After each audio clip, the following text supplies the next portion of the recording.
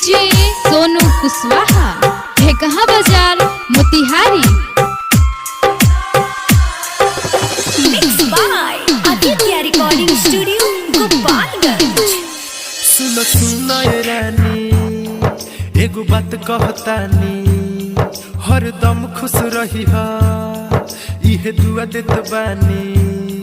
सुनो सुनो ए रानी एगो बात कहतानी, हरदम खुश रही हा इहे दुआ देत बानी। पियावा के प्यार जाके पई हा तू हमारा के भूल जाई हा, दिलवा से अपना बिसरई हा तू हमारा के भूल जाई हा।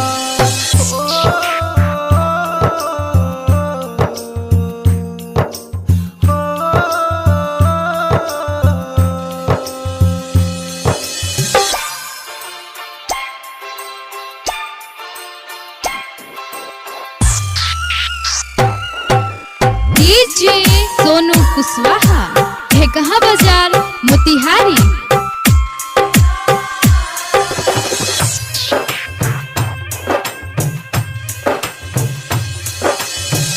सुनो सनम गम के ढोले हब बोझा, कबहू ना वही हो हमरा अखिया के सोझा।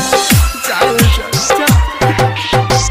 सुनो सनम गम के ढोले हब बोझा, कबहू ना वही हो हमरा अखिया के सोझा। मोर सब कुछ लूटी भले दुनिया ही छूटी, मोर सब कुछ लूटी भले दुनिया ही छूटी। तो बहु नयसुआ बहई हा तू हमारा के भूल जाई हा, पियावा के प्यार जाके पई हा तू हमारा के भूल जाई हा।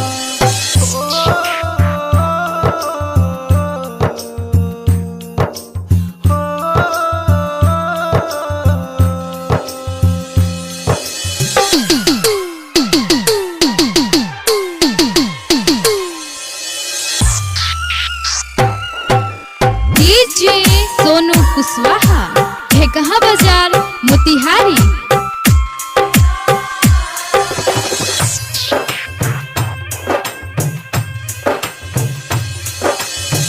कहले से सनाथ प्यारे होला ना पूरा, रह गइल हमनी के सपना अधूरा। कहले रियाजू प्यारे होला ना पूरा, रह गइल हमनी के सपना अधूरा। दीपक दीवाना करी नहीं माना, सुन जाता रूता जा जाए जाना।